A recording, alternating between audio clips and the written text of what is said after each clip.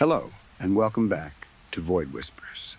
Before we begin, feel free to leave a comment and tell me where you're listening from. I love reading every single one. If you enjoy the Void Whispers that creep in during the dead of night, don't forget to like the video and subscribe to the channel. Turn on notifications so you never miss a new story.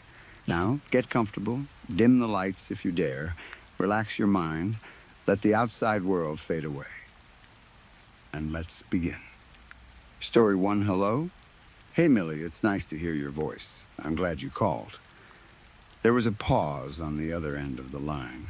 Not a normal pause, not the kind where someone is moving the phone from one ear to the other or trying to think of what to say. This pause felt flat and cold, like the call had opened into an empty room.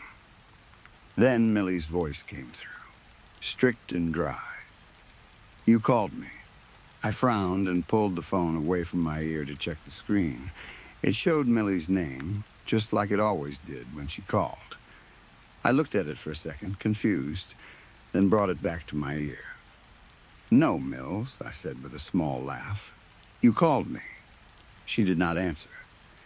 I decided not to argue about it. Millie had always been a little strange when it came to small things. She could get stuck on one detail and refuse to let it go, even if it did not matter. Maybe she had called me by accident and felt embarrassed. Maybe she was tired. Maybe she had been drinking wine on the couch after a long day and did not realize what she had done. So I tried to make the conversation normal. How have you been, Mills? I feel like it's been forever. How's Doug? How are the kids? How's Jared doing?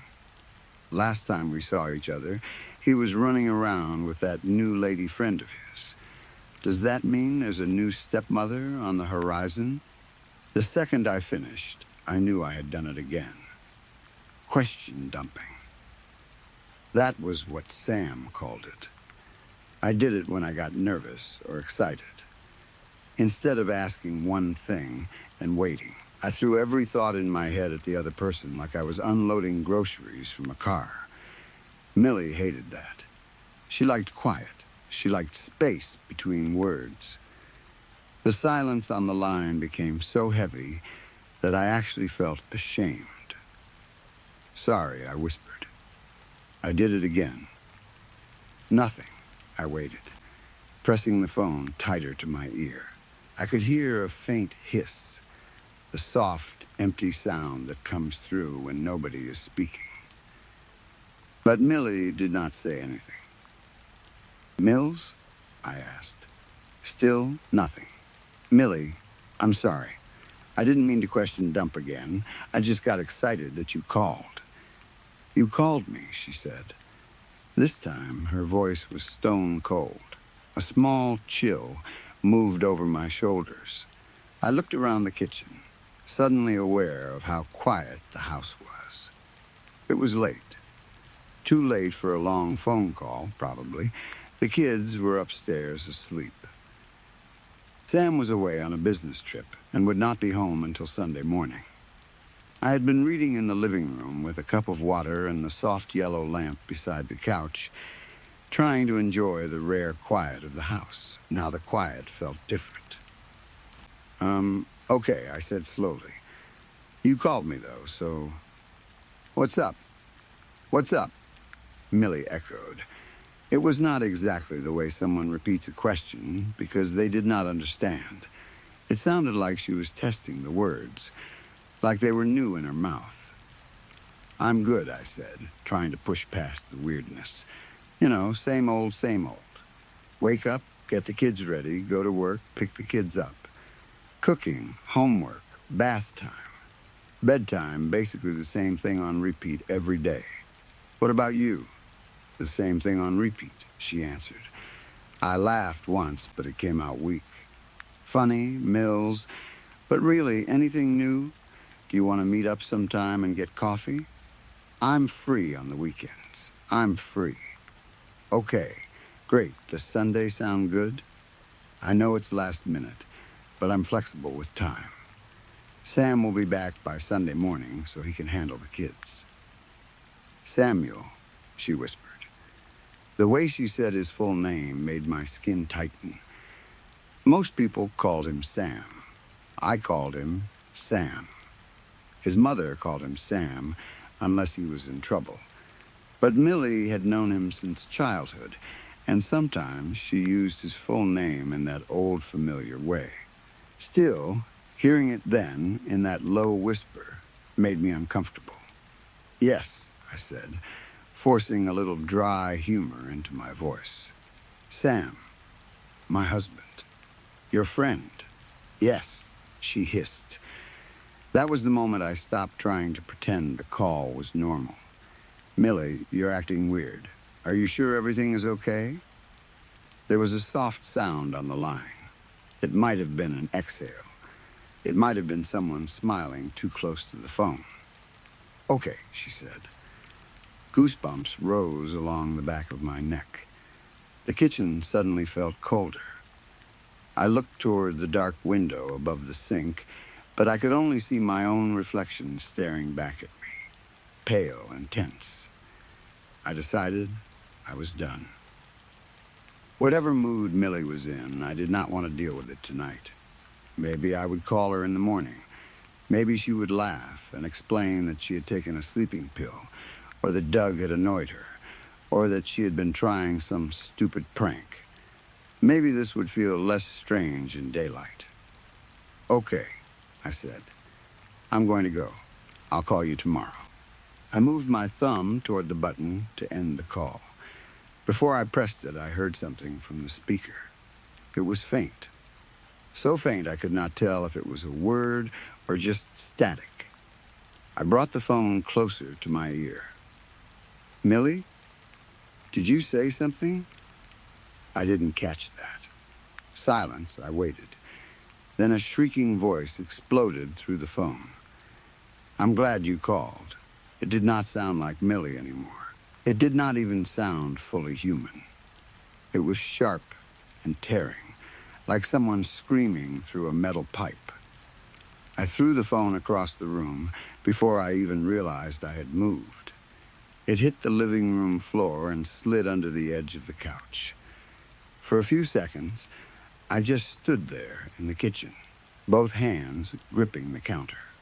My heart pounding so hard it felt like it was trying to break out of my chest. What the heck was that? I whispered.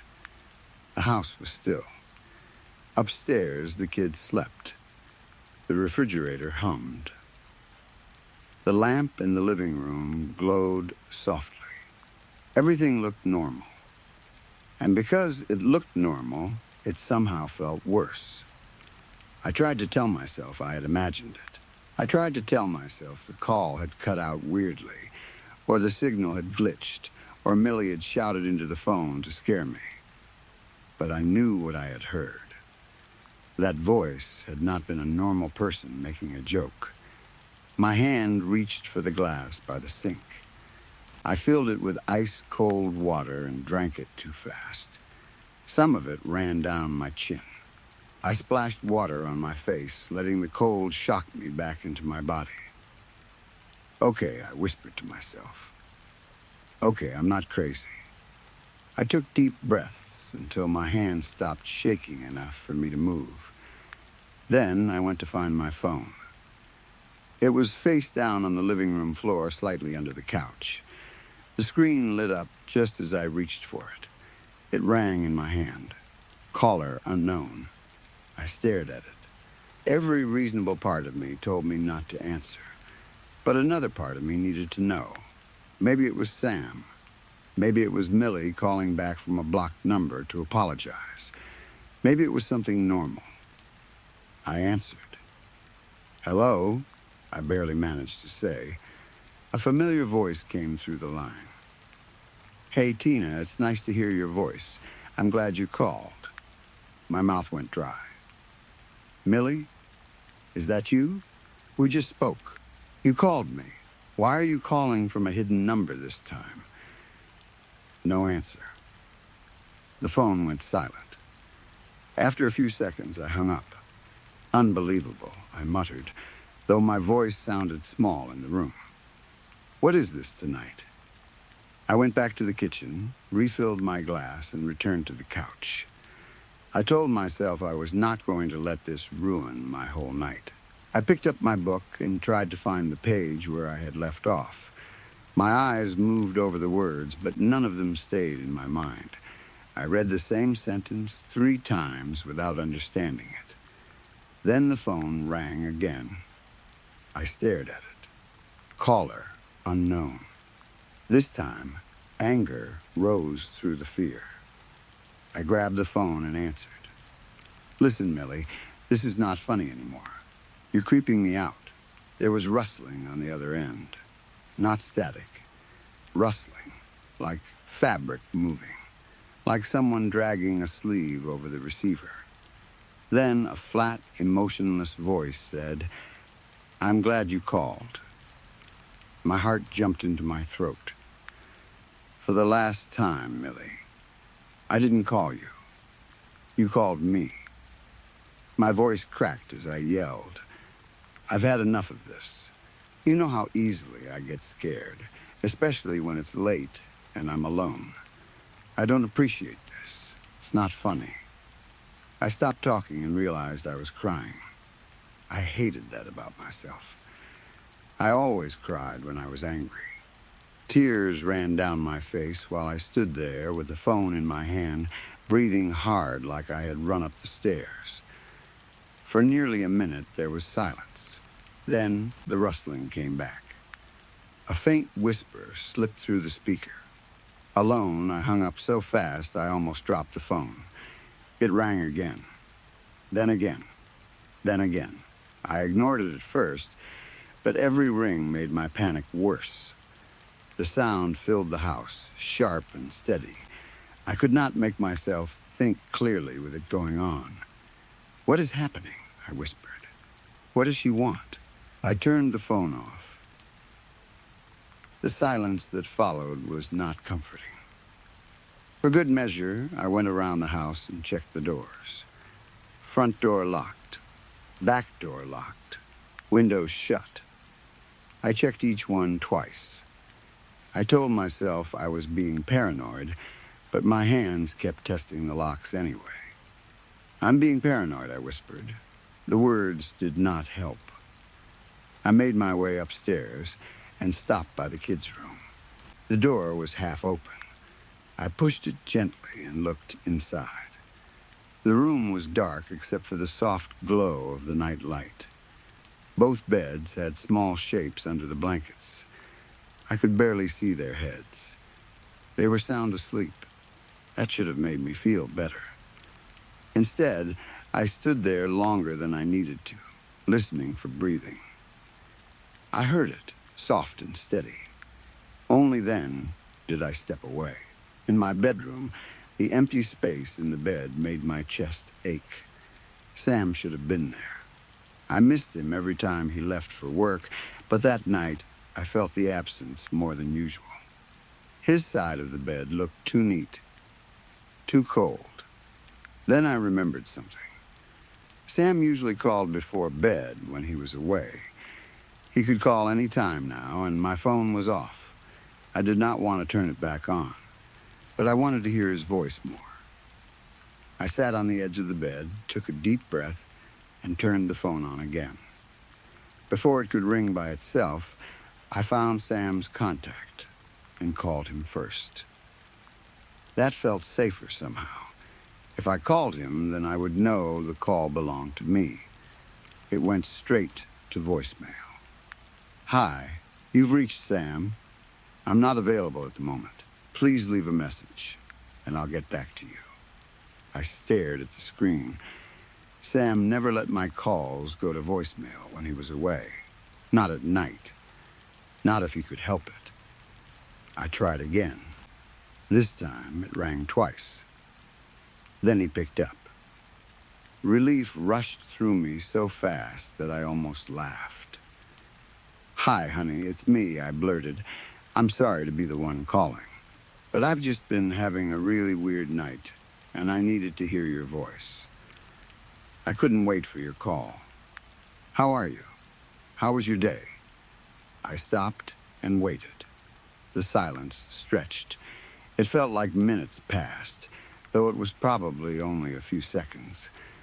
Then a voice answered. "I'm glad you called." My body went cold. "No," I whispered. I pulled the phone away from my ear and looked at the screen. It still said Sam. "Millie?" I said, my voice breaking. "What is this? Where's Sam?" No answer. "Millie? Sam? Hello? Anyone?" The call went silent. I hung up and called Sam again. Voicemail, I tried again. Voicemail again. Voicemail, my hands were shaking so badly that I almost dropped the phone. I backed against the dresser and tried to breathe. Then I thought of Millie. If this was some kind of awful joke, I needed to reach her directly. I found her contact and called. After one ring, an automatic voice came on. "The number you are calling does not exist. Please check the number and try again." I stared at the screen. "That's not possible," I whispered. I tried again. Same message. I tried one more time. "The number you are calling does not exist." My head felt light. Everything around me seemed too sharp and too far away. The bed, the dresser, the doorway, the quiet hall outside. I needed answers, and there was only one other person I could think to call. Doug. It was late, but I did not care.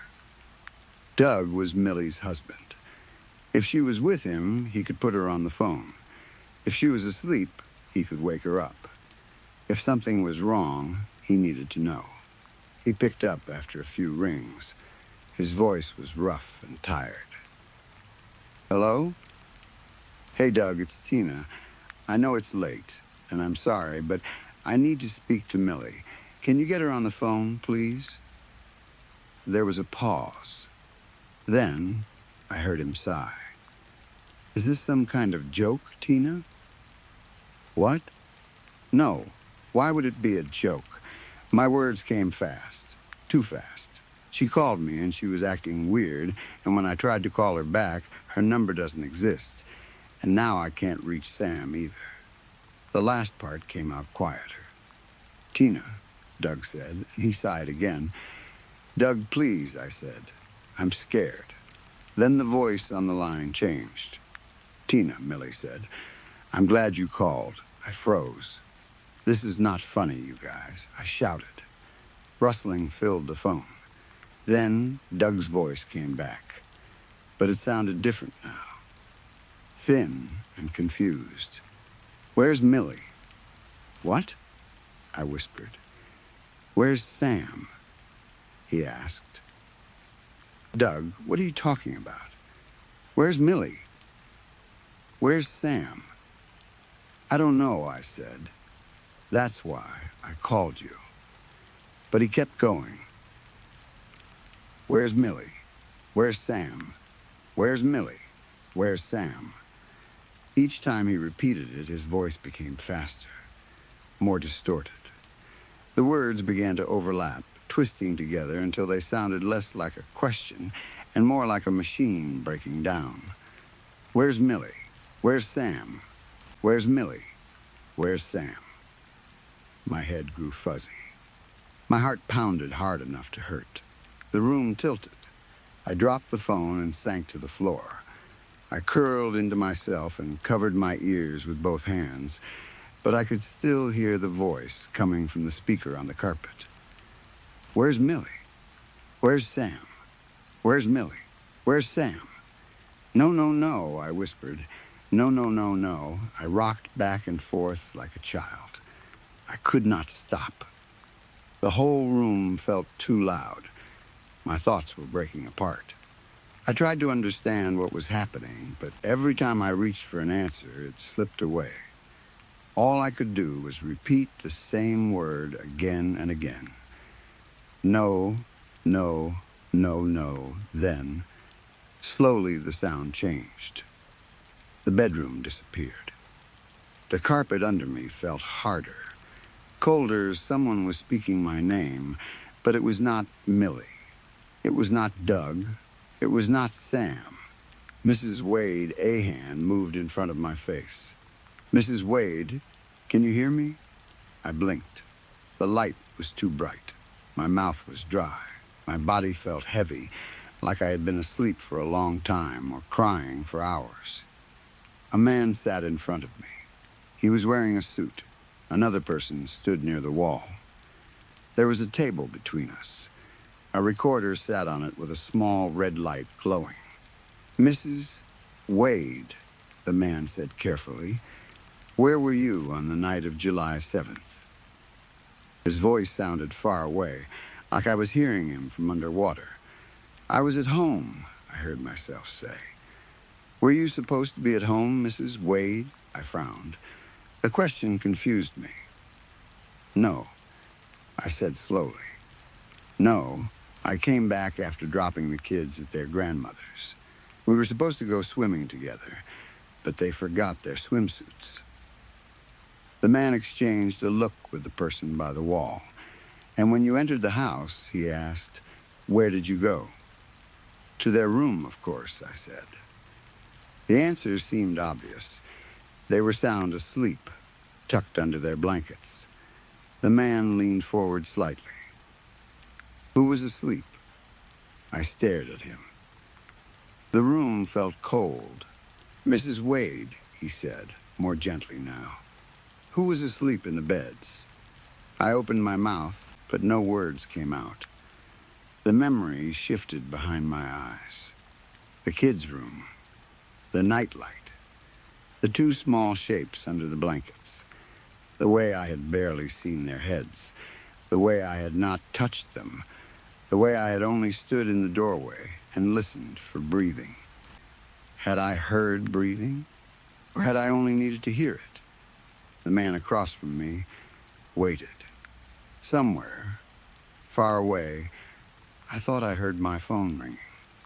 One time, then again, then again. The sound was soft at first, buried under the hum of the room. But it grew clearer, closer, a phone ringing from a place it should not have been. The man turned his head toward the sound. The person by the wall did too. I looked down at the table. There was no phone there. Still, the ringing continued. Then, from somewhere inside the room, Millie's voice whispered, soft and pleased. I'm glad you called. Story 2. My name is Hank. I am 32 years old, and I have spent most of my life outdoors. I grew up in the backwoods of central Kentucky, surrounded by trees, creeks, hills, and long dirt roads that seem to disappear into nowhere. Some people feel uncomfortable in places like that, but I never did. Nature always made sense to me. Cities were loud, crowded, and full of people who always seemed to be rushing toward something. The woods were different. The woods were honest. If it rained, you got wet. If it was cold, you built a fire. If you were careless, you got hurt. I understood that kind of world. Whenever I had time away from work, I usually spent it hiking, camping, or exploring national parks. I liked being alone, and I liked knowing I could take care of myself. I knew how to read trails, how to start a fire, how to follow tracks, and how to keep calm when the sun went down and everything around me started making noises. I had seen bears from a distance. I had heard coyotes screaming in the dark. I had slept through storms in a leaking tent. I was not the kind of man who scared easily. At least, that is what I used to believe. A few months ago, I lost my job. The company I worked for went bankrupt, and they shut the whole place down permanently. It happened fast. One week we were all working like normal, and the next week we were being told there was no company left to work for. They handed us our final checks, gave us a short speech about how sorry they were, and sent us home. The company had never paid very well, so my last paycheck did not stretch far. Most of it went straight to bills and groceries. Rent was coming up, and I had no savings worth talking about. I started applying for jobs almost immediately. I filled out online applications, drove to hiring agencies, made phone calls, and handed in resumes to places I did not even want to work. I was not being picky. I could not afford to be. One afternoon, while I was walking out of a hiring agency, a flyer taped to the window caught my attention. It was for a fire watch position.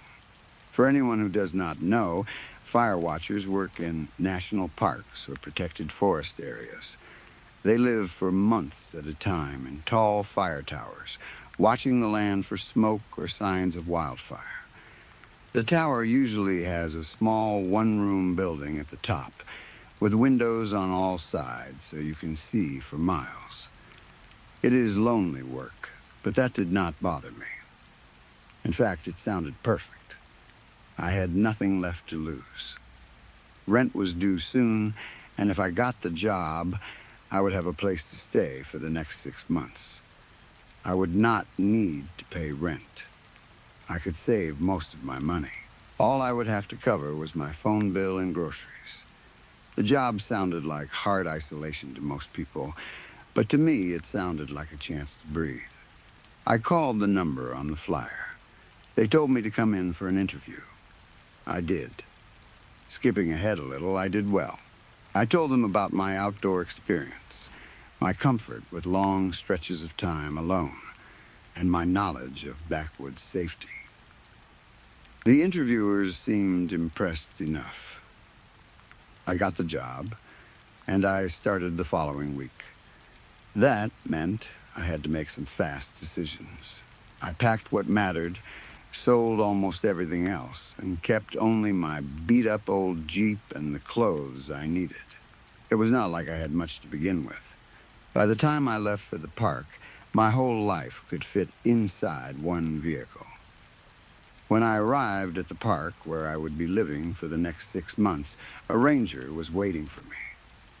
He introduced himself as Ranger Gillis, but then he told me to call him Hoss. The name fit him. The man was massive. He had to be around 6'5" and close to 275 pounds. Built like a gorilla, broad across the shoulders, thick through the arms, and steady in the way large men are when they know they do not need to prove anything. He had a deep voice, a hard stare, and the kind of calm that made me think he had seen more than most people. Hoss gave me the basic rundown. He handed me the keys to the fire tower, the keys to an old four-wheeler, and a yellowed paper map that looked like it had been folded and unfolded 1,000 times. The four-wheeler looked like it had not run properly since the Cold War. Rust showed around the frame, the seat was cracked, and the whole thing coughed like it hated being alive. Still, it started, and that was good enough. I thanked Hoss and strapped my things to the back. As I was getting ready to leave, he looked at me and said, "Not many people who work that tower stay long. Just figured I'd let you know." I know that sounds like the kind of line you hear in a bad horror movie. Believe me, I thought the same thing at the time. I almost laughed. Instead, I just nodded like I understood and rode off. It took about 3 hours to reach the tower. The trail was rough, full of ruts, roots, loose rock, and overgrown brush. The four-wheeler bounced and rattled the whole way, and by the time I finally saw the tower through the trees, my back and shoulders ached. The tower itself did not inspire confidence. It was old, tall, and ugly, standing on steel stilts that looked like they had been fighting rust for decades. The stairs climbed up in sharp angles, and the whole structure groaned faintly when the wind moved through it. For a second, I wondered if Hoss had been warning me about the tower itself, but I brushed it off. I unloaded my things and started carrying them up. The climb was long, and I had to stop twice to catch my breath. When I reached the top, I stepped onto the balcony that wrapped around the lookout room and looked out over the forest. The view almost made me forget how rough the place looked. Miles and miles of trees rolled out in every direction. The hills rose and dipped like waves. Far in the distance, I could see two more fire towers, maybe 5 miles away, standing like thin, dark needles above the woods. The sky was wide, the air was clean, and for the first time since losing my job, I felt like maybe things might work out. Then I unlocked the door and stepped inside. The room was a mess. Dust covered nearly everything. Old food wrappers were shoved behind a cabinet. Dead bugs lined the windowsills. The bed had a thin mattress and a blanket that smelled like mildew. A metal table stood in the middle of the room with a large forest map spread across it. There was a small stove, a radio, a satellite phone, a narrow bed, a chair, and not much else. I told myself it was only messy because it had been vacant for 6 months. I was too tired to clean that night. The ride up had worn me out, and the sun was already getting low. So I unpacked just enough to sleep, locked the door, and turned in. The first week was mostly normal. I cleaned the tower from top to bottom. I swept out dust, wiped the windows, threw away old trash, and made the place livable. I also found an ancient push mower sitting near the bottom of the stairs and used it to cut down the brush within about 50 feet of the tower. The mower barely started. I had to pull the cord so many times that my shoulder hurt. The thing looked like it had been made in the 1970s, maybe earlier, but once it got moving, it did the job. The rest of the week passed without much trouble. I drank a couple of beers I had brought with me. I reported a few small fires that were handled before they could spread. I even helped a lost hiker who wandered off trail. He was a young guy, maybe 19 or 20, scared but trying not to show it. I gave him a fresh map, marked the safest trail back to the parking lot, and watched him head off in the right direction. For a while, I thought the job might be exactly what I needed. Then came the 8th night. I was sitting inside the tower reading a murder mystery novel. The room was quiet except for the occasional creak of the tower and the soft sound of wind pushing against the windows. Outside, the forest was dark. Not city dark, where there is always a little light somewhere, but real dark. The kind that presses against the glass and makes the tower feel like the only thing left in the world. I was halfway through a chapter when something orange caught my eye. A faint glow flickered in the distance. At first, I thought I had imagined it. Then it brightened. I stood up, went to the window, and grabbed a telescope. Through the lens, I saw smoke and flame. A large wildfire had started somewhere beyond the trees. My training kicked in. I rushed to the satellite phone and contacted my supervisors. I gave them the location as best as I could and described the size and direction of the fire. Once the report was done, I went back to the telescope to get another look. That was when I saw it. At first, my brain refused to understand what I was seeing. There was something moving near the fire. It was large, taller than any deer I had ever seen, and wrong in every possible way. The best way I can describe it is this. It looked like the corpse of a deer that had been possessed by something evil and forced to stand back up. Its head was a bared deer skull, pale and sharp against the orange glow. Inside, the empty eye sockets burned flames. Not reflections. Flames. Real fire. Flickering deep where the eyes should have been. Its body was mangled and rotting. From what I could see, most of the flesh had wasted away, leaving skin stretched over bones. Its limbs were long and twisted. It moved with a horrible jerking motion, like something wearing a dead animal, badly. I stumbled backward so fast I tripped over the table in the middle of the room. The forest map, my book, a tin cup, and everything else on top of it crashed to the floor with me. The sound was thunderous inside the tiny lookout room. For one insane second, I thought the crash would alert every creature in a 10-mile radius. I scrambled back to my feet and rushed to the window. The thing was gone.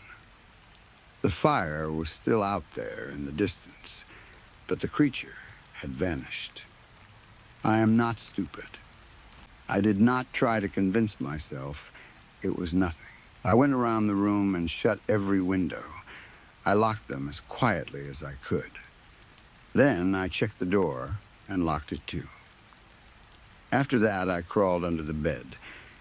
There was no way in hell I was sleeping out in the open with that thing somewhere in the woods. I barely slept at all. When morning came, I opened my eyes under the bed and stayed there for a few minutes, listening. Birds, wind, the small sounds of the tower settling. Nothing else. I finally crawled out and tried to begin my normal routine. I told myself daylight would make it easier. I told myself I had been tired. I told myself maybe smoke, shadows, and firelight had made an animal look worse than it really was. I opened the shutters and stepped onto the balcony. The forest looked peaceful, green and wide and calm. I scanned every direction once, then twice, then a third time. Nothing moved except the trees. I was about to go back inside when I glanced at the wall beside the door. That was when I lost it. Near the bottom of the wall was a large, muddy X. It had been scraped into the wood with something that looked like claws or talons. Deep grooves tore through the surface, packed with wet dirt and bits of bark. It had not been there the night before. I knew it had not. Something had come up the tower. Something had stood outside my door. I rushed inside, grabbed my phone, my wallet, the bullet list of emergency numbers, some food, and anything else I thought I needed. Then I locked the door and took a quick picture of the mark before sprinting down the stairs. By the time I reached the four-wheeler, my hands were shaking so badly I could barely work. I threw my things onto the back, climbed on, and started slamming the Kickstarter as hard as I could. My adrenaline was racing so fast that my vision narrowed. My arms felt full of static. My chest was tight. The engine coughed. Then it died. I kicked again. Again. Finally, the old machine roared to life. I peeled away from the tower without looking back at first. But then some part of me forced me to turn. The creature was standing near the tower. That zombie deer thing was staring straight at me with those burning eye sockets. Then it moved.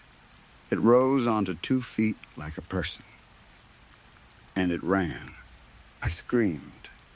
It screamed back. The sound was the worst thing I have ever heard. It was like a baby crying, a child shrieking, and a grown man screaming in pain all at once. It cut through the trees and tore right through me. I pushed the four-wheeler as hard as it could go, but it was old and slow, and the trail was rough. The creature gained on me. I could hear it crashing through the brush behind me, screaming as it came. For the first time in my life, I truly believed I was about to die. Something strange happened then. My adrenaline burned out. The panic faded into sickness. My body went cold and weak. I stopped thinking about escape. I thought, if this thing is going to kill me, I am not stopping for it. The four-wheeler began to slow on a rough stretch of trail. Then, by some miracle, I saw Hoss. Ranger Gillis was coming from the opposite direction. He saw me first, then saw what was behind me.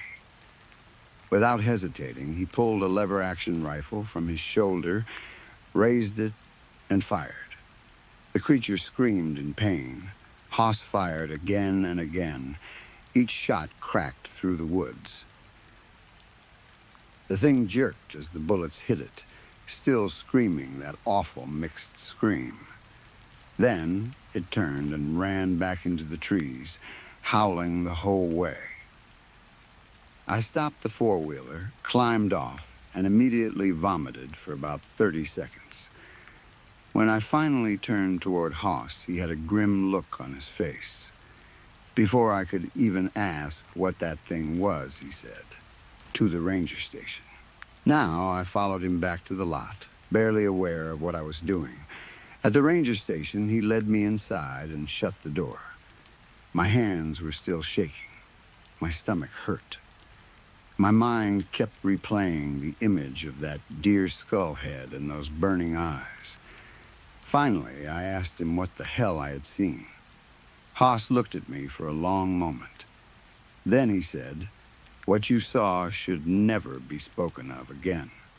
It's the whole reason those fire towers are out there in the first place." I did not answer. He leaned back and looked toward the window. You ever wonder how fires start out there when there are no hikers, no lightning strikes, no campfires, and no reason for flame? I shook my head. "That bastard has been in these woods for the last 50 years, Haas said. Some damn cult came in here and summoned it. Now it walks around starting fires with its stare of 1,000 suns." He looked at me hard. "Kid, you are lucky to be alive. It would have burned you to a crisp." I remembered the mark on the tower wall and showed him the picture.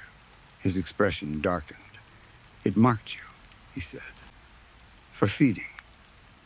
My heart sank. He walked to his rifle and opened it.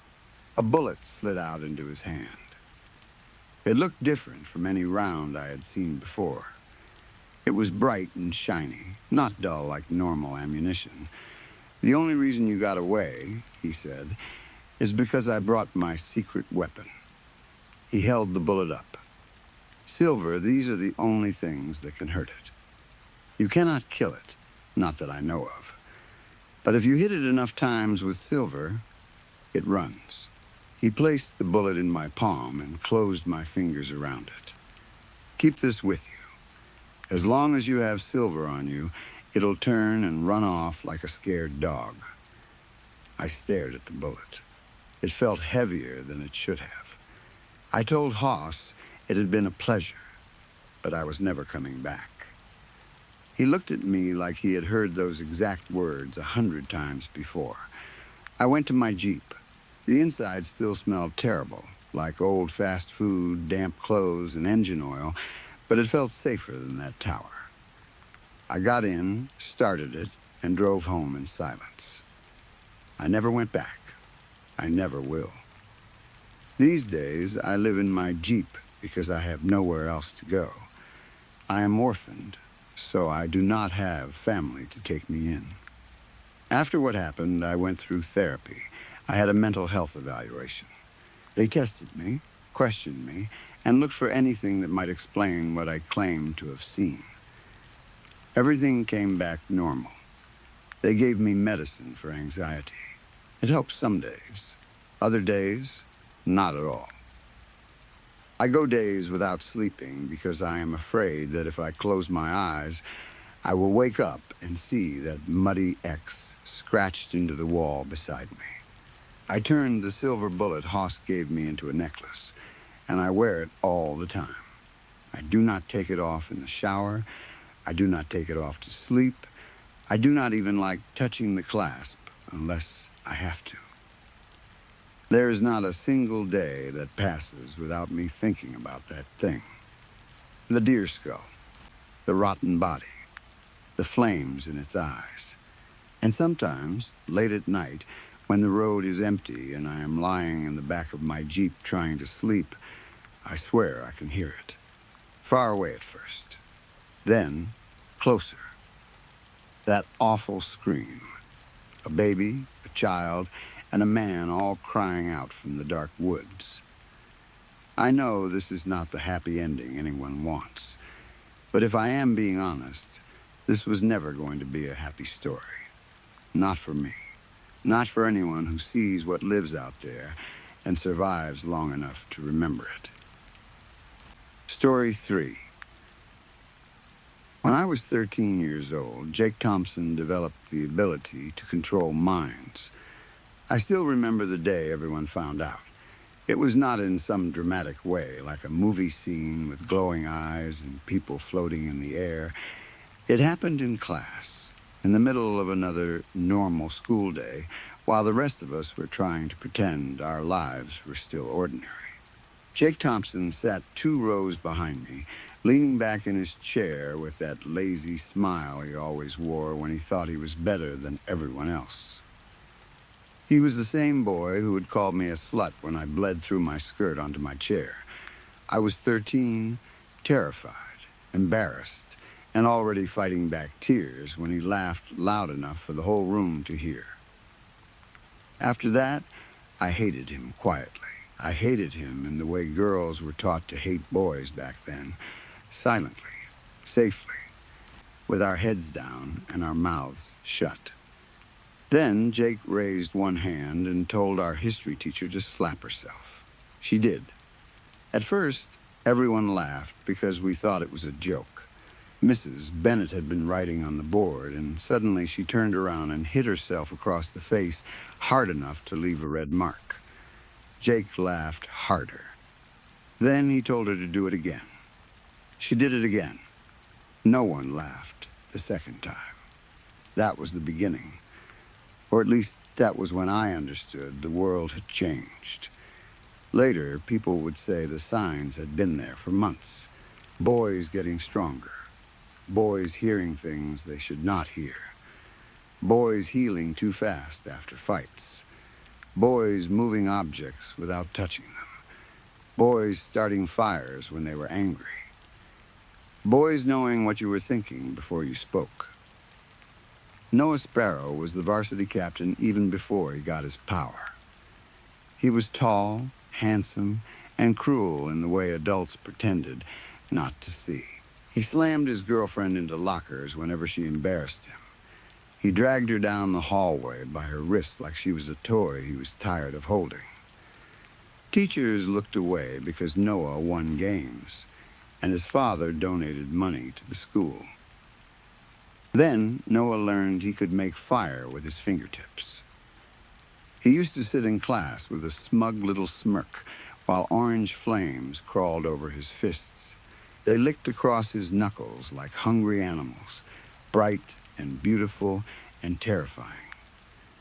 Nobody told him to stop. Not after the first teacher who tried walked away with half her sleeve burned off. For a while, everyone tried to pretend these powers were miracles. The churches were the loudest about it. Pastors stood behind pulpits and called the boys chosen. Priests said God had placed fire and flight and strength into the hands of young men because men were meant to lead. They called it proof. They called it a sign. They said the superior gender had finally been revealed. But I did not see anything holy in it. When my neighbor burned his family alive, I stopped even trying to believe it was a gift from God. He was only 14. His mother had told him he could not go out that night. His little sisters were asleep upstairs. By morning, their house was black and hollow, and the air smelled like smoke for 3 days. People whispered that he had not meant to do it. They said his power was new. They said boys needed guidance. Nobody said his mother and sisters needed mercy. When Noah Sparrow ripped his girlfriend's head from her body during a tantrum, the school finally called an emergency assembly. Not for the boys, for the girls. We were gathered in the gym while the boys stayed in their classrooms. The principal stood in front of us with 2 female teachers on either side of her. All 3 looked pale. We were told to be careful. We were told to avoid provoking emotional responses. We were told to protect ourselves by being polite, calm, modest, and respectful. Standing there among my friends, trembling in my school shoes, I understood something with a cold certainty. This was not a blessing.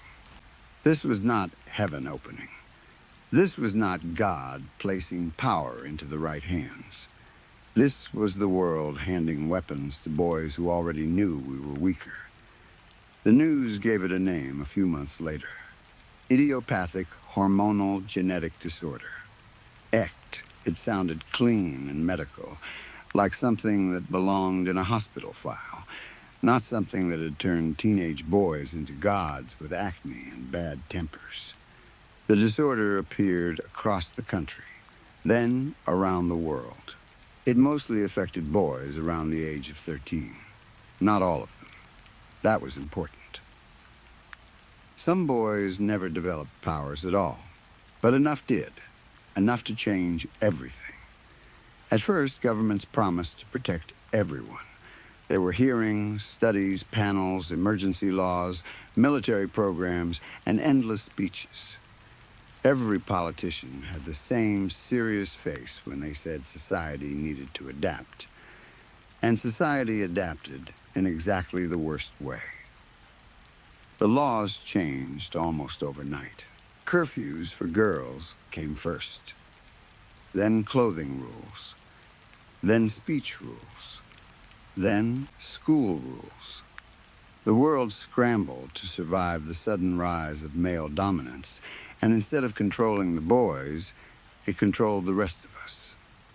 Boys with powers became celebrities. There were magazines with 13-year-old fire starters on the covers. Flying boys appeared in commercials. Telekinetic boys got endorsement deals. Boys who could read minds became government consultants. Boys who could heal were treated like living saints. Boys who could kill with a gesture were called assets. Podcasters and politicians laughed into microphones. What do women have? One of them said on a broadcast my stepfather watched every night. Baby making? Please, my grandson can fly. The audience cheered. Jake Thompson was in Hollywood by the time he turned 15. He starred in action movies, even though everyone knew his acting was terrible. It did not matter. People loved watching him make extras freeze in place, turn around and march off cliffs in carefully staged scenes. He was praised for his control. No one mentioned the 3 teachers he had once forced to gouge at their own eyes because one of them gave him detention. By my junior year, girls at my school were ordered to wear shirts with sleeves. Bare arms were considered distracting. A few months later, skirts were banned because apparently legs were even worse. Then, all clothes had to be approved. Then, makeup rules changed. Then, hair rules. Then, by senior year, there was no senior year for girls at all. Girls were barred from education beyond middle school.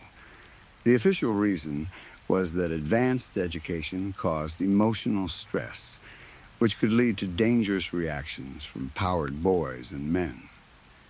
A minister stood on television and said women did not need higher education to fulfill their natural duties. I was told to find a man and settle down. So I did what most women did. I survived. I learned to smile at insults. I learned to lower my eyes around men who liked eye contact too much. I learned which boys had powers and which boys only wished they did. I learned not to argue with either kind. I had grown up surrounded by boys and men who abused what they had been given. But my husband was different. At least that was what I believed. His name was Florian, though everyone called him Flo.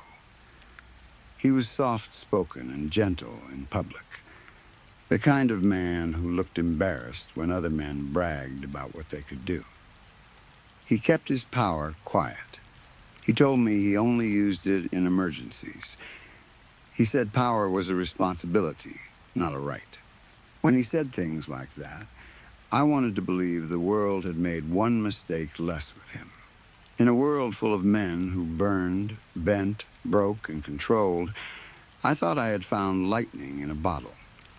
Flo's stepfather hosted a cookout for his 50th birthday on a bright, hot afternoon that smelled like charcoal, cut grass, and expensive meat. It was the kind of family event where every woman knew her role before she arrived. As a woman, I was expected to serve, not because anyone said it loudly, but because it was written into every look, every silence, every plate held out toward me. My sister-in-law, Annalise, handed me a pale pink apron with a little bow on the front. "You are not serious," I said, biting back a laugh because laughing was safer than screaming. Annalise tied it around my waist while I pinned my thick dark hair up. That was when I noticed her own hair. It was long, loose, and falling around her shoulders in soft brown waves. She was not wearing a hairnet.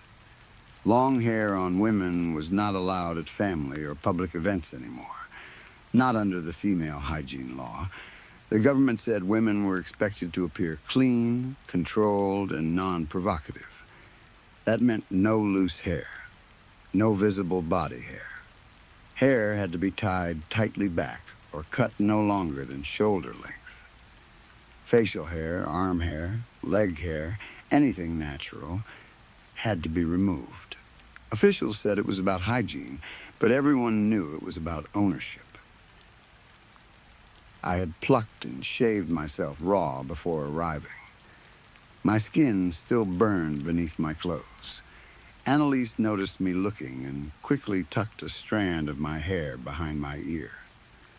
Then she leaned closer, checking my face with the sharp focus of a woman who knew small mistakes could become public humiliation. "You missed a few," she whispered. She took tweezers from her pocket and plucked the last stubborn hairs from my chin. "I had another abortion," I whispered while she was inches from my face. Her hand paused. "Hmm?" she said, then plucked another hair. I had to bite back a squeak. I said I had another abortion. Annalise blinked. "Sweetie, didn't you just have one?" I grabbed her wrist and pulled her closer, lowering my voice until it was barely more than breath. "I have been through 6 procedures," I said. "The doctor told me it keeps failing." For a second, Annalise's polite expression cracked. Something moved across her face. Fear, maybe, or understanding. Then her lips twitched like she wanted to deny what she had heard. "That is impossible," she said. Before I could answer, Flo's stepfather shouted from outside. "Cadence, get out here." Now we are waiting. Annalise smiled through clenched teeth. "Coming, Father." I hated my father-in-law. Not in the quiet way I had hated Jake Thompson as a girl. I hated this man openly inside my own skull, every second I was near him. But I kept my face pleasant. I had to maintain civility, because men like him were always waiting for a reason to fly off the handle. And when powered men lost control, women were the ones who paid for it. I walked outside carrying a tray, wearing bright red lipstick and a short skirt, because he had told me that was what a woman should wear at his birthday party. I served him with a practiced smile. He sat at the head of the patio table like a king, one thick hand wrapped around a glass of wine. Flo's brothers, Alex and Connor, sat near him. Alex could fly. He had discovered it at 13 and had been praised like an angel ever since. Connor could teleport, though he mostly used it to avoid work and impress drunk women at parties. Both of them watched me move around the table with the bored interest of men who knew the world had been built for them. Ben, the youngest sibling, was different. Ben was 21 and powerless. He knelt near the patio steps in front of a metal bowl filled with dog food. Being a woman placed you near the bottom of the social order, but being a powerless man placed you somewhere even stranger. Men hated powerless men because they reminded them that power was not guaranteed. Women feared them because powerless men often tried to prove they were still men in other ways. But Ben had stopped trying. He was half naked, filthy, and thin. His hair hung long and tangled down his back. He stared at the bowl of slop in front of him with empty eyes. When he was younger, his family had made him wear a collar and leash. They used to make him bark on command at parties, laughing as if it were all harmless fun. There was nothing funny about him now. Cadence, my father-in-law said. I turned toward him. His gaze moved over me slowly before stopping at my stomach. A smile pulled at his mouth. I am looking forward to you giving me a grandson. I kept my own smile polite and still. That is not something I am planning right now. He nodded, then smirked. Well, you had better be quick. He slapped my shoulder hard enough to sting. You are 25 now. Remember your body clock. Katie. Flo came running across the yard, his cheeks red, his expression tight with worry. Why is my wife serving? He hissed, looking at his father and then at me. Go inside and change into a dress. He grabbed my hand and squeezed it gently. Reassuringly, my chest loosened. That was Flo, always stepping in, always protecting me in quiet ways, always making me feel like maybe I had not been completely swallowed by this world. It is okay, babe, Flo said, shooting his father a glare. Right, Dad? His father only grunted. Flo guided me away from the table. As we passed Ben, Flo stopped. He looked down at his younger brother, and his expression softened. Ben, he said. Ben did not answer. His eyes stayed fixed on the buffet table, where cupcakes sat under a glass cover. A thin line of drool slipped from his mouth. Flo reached down and pulled him gently to his feet. Dude, he said quietly, go get something real to eat. Ben swayed as if standing was difficult. Then he shuffled toward the food. Inside, Flo insisted I change into a bright yellow summer dress. He said I looked beautiful in it. He said I should not have to dress like a server in my own family. He said his father was stuck in the old ways, though the old ways were not old at all. They were only a few years old. That was how fast the world had been rebuilt around men's comfort. When we went back outside and filled our plates, Flo leaned close to my ear. How was the clinic? He murmured. I stared down at the food in my hand. It failed again. He did not react the way I expected. He only hummed softly and rubbed my belly with his thumb. Do you want me to come with you next time? He asked. For moral support? The tenderness in his voice made me want to cry. Yes, I said. Please. So I took him to my next appointment. The clinic was small, white, and quiet, with frosted windows and a waiting room full of women who did not look at one another for too long. Flo sat beside me the whole time, holding my hand. He made jokes under his breath to keep me calm. He kissed my forehead when the nurse called my name. Inside the exam room, the nurse went over my options. Her voice was professional, but her eyes kept flicking toward Flo. After a few minutes, she turned to him. Can I speak with your wife privately? She asked.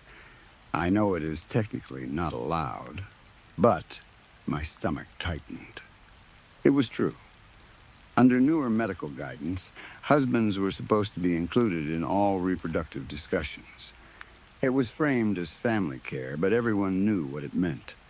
A woman's body was no longer fully her own. Maybe it never had been. But Flo, as always, was understanding. He stood up and hugged me. Of course, he said warmly. Good luck, babe. He left the room without arguing. For one moment, I felt lucky. Then the door closed. The nurse turned back to me, and the kindness vanished from her face. She looked me dead in the eye. Cadence, she said quietly. You have not had 6 abortions. I frowned. What? You have had 1 abortion 6 times. The room seemed to tilt. That is impossible, I whispered. Yes, she said. It should be. Her lip curled, not in disgust at me, but at something she had already begun to understand. Privately, between us, she said, lowering her voice, what is your husband's ability? I smiled automatically because that was what women did when fear entered the room. We smiled so no one could accuse us of panic. We smiled so the walls would not hear us. Then I felt sick. Then I wanted to gouge my own eyes out. Because all at once, every soft touch made sense. Every gentle hand on my stomach. Every offer to come with me. Every time he had kissed my forehead and told me it would be okay. Every time he had said his power was only for emergencies. The nurse waited. I could barely make my mouth move. It is healing, I said. Story 4. It did not start in a quiet or gentle way. Some dreams begin with small details that only feel strange after you wake up and think about them. This was not one of those dreams. There was nothing subtle about seeing a covered stretcher being pushed out of a morgue with a white tag hanging from the left toe under the sheet. There was nothing subtle about the people in white coats wheeling that stretcher out and loading it into the back of a van like it was just another part of their workday. She knew right away that it meant something. She had dealt with dreams like this before. Not often, but enough to know that some dreams were not just dreams. Some of them followed you after you woke up. Some of them showed things that mattered. Some of them were warnings, and warnings were not something anyone could afford to ignore. After fighting with herself for an entire night, she finally told her parents. The moment she finished explaining it, their faces turned pale. They tried to pretend they did not understand. They tried to talk around the subject. They asked soft questions and offered empty ideas, but none of them sounded real. They hesitated too much. They were too careful. It was the kind of reaction people have when they already know more than they are saying. Then, the next day, they left. Work called, they said. After that came the number. It started at 7. Each day, it dropped by 1. Now it had reached 4. She did not know what it meant, but something deep inside her knew it was important. The number was not random. It was counting down to something. 3 days before all of this, right before the strange dreams started, she invited us to visit her place. So, of course, we went. What do we do now? I asked. Allison only shrugged. We walked into the apartment lot together. 3 days had not changed the place much. Everything looked exactly as I remembered it. The same table. The same chairs. The same thick novel sitting on the table like a brick. The same picture in her bedroom of her and her best friend.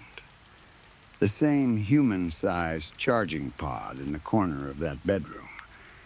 The same GM logo engraved on the side. The same bronze plate on the bedroom door that said, Leah's room. Leah looked like she had not slept for days. She sat us down with a folder of documents spread across her lap. Her hands moved too fast. Her eyes kept jumping around the room.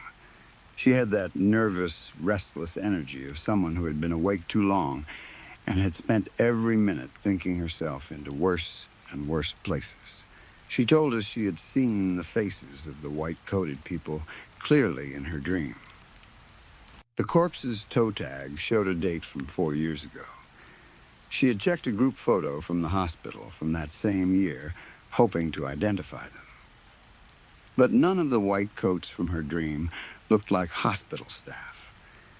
The photo had been posted on the hospital's Facebook page.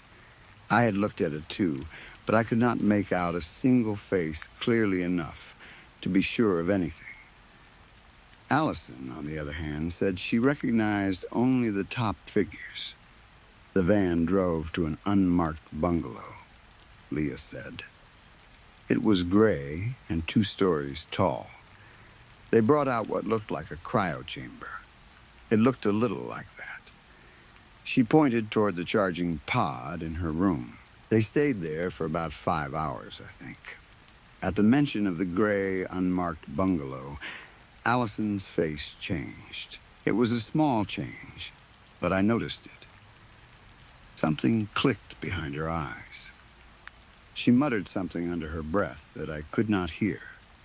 Leah noticed, too. "What did you mean when you said—" "I did tell them," Leah asked. Allison did not answer.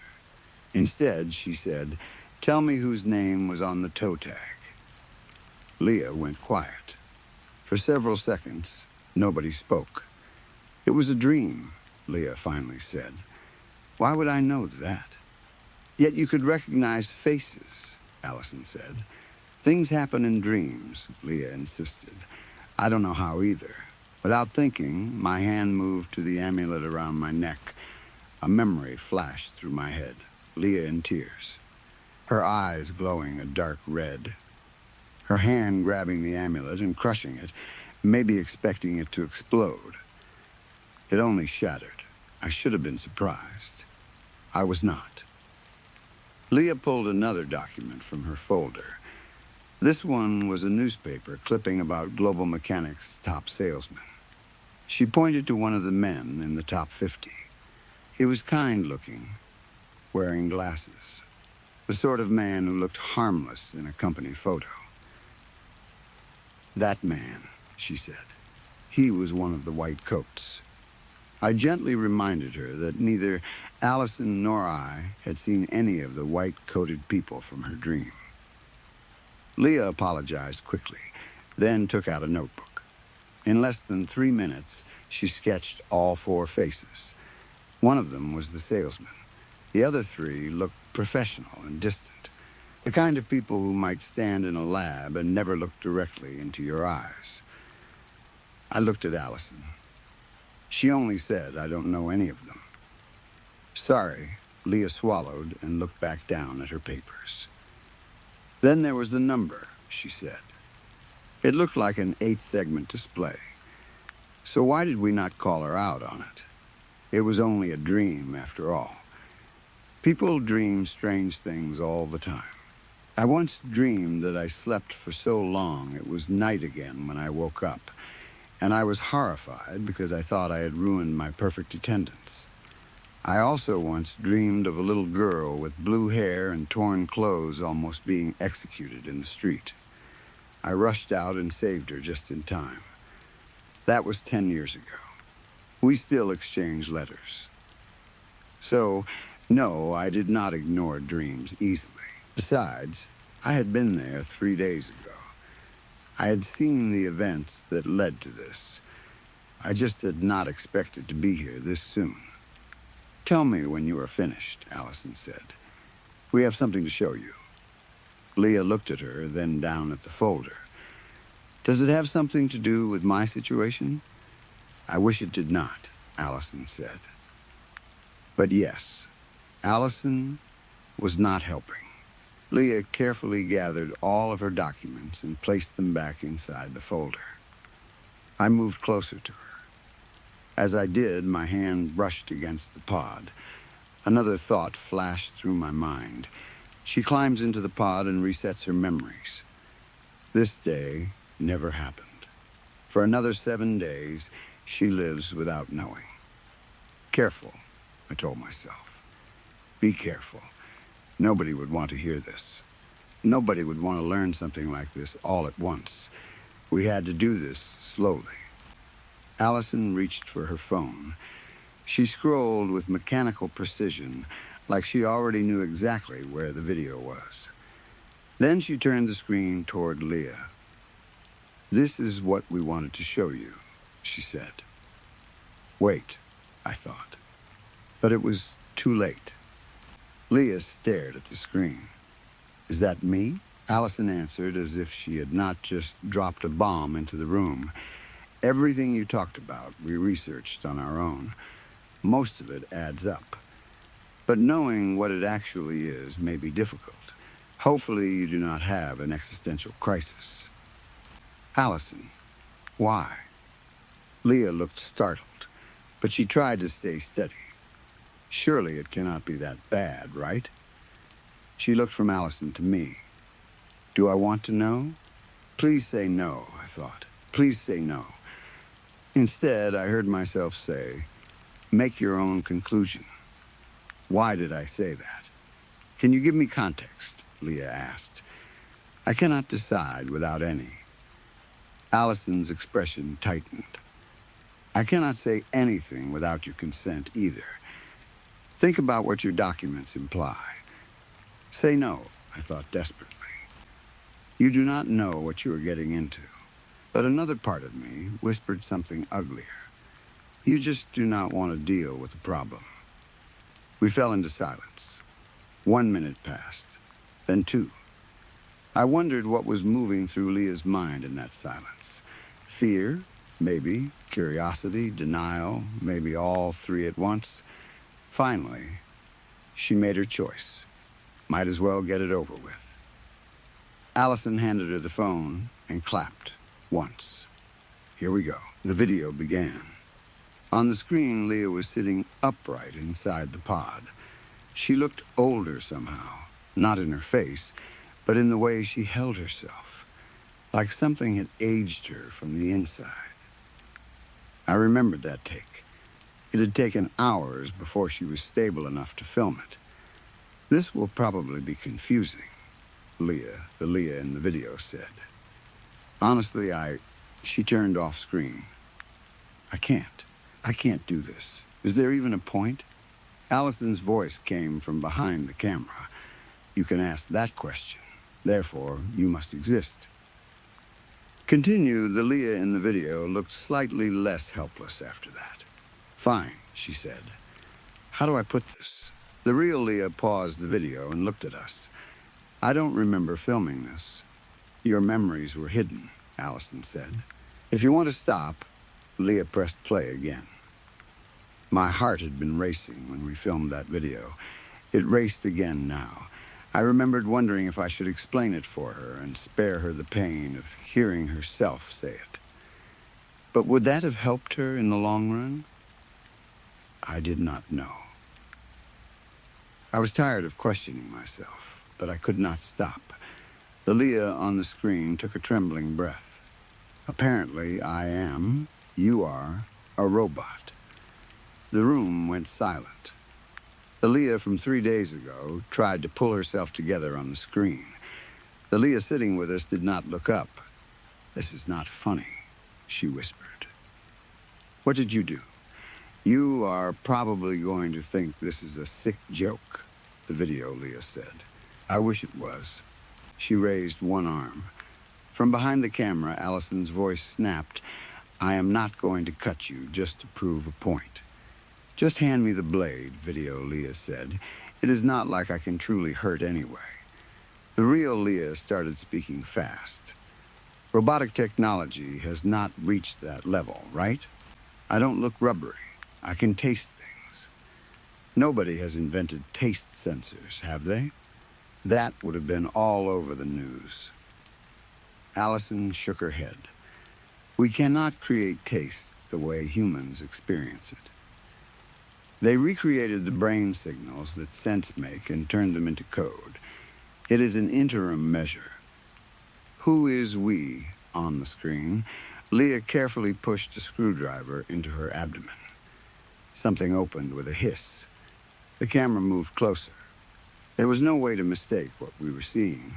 Inside her stomach was not flesh. It was mechanical. Small lights glowed. Wires ran through her body. A metal spine-like structure stretched down her torso. The video, Leah was crying. "Cut it," she said. "I don't want to anymore." The video ended.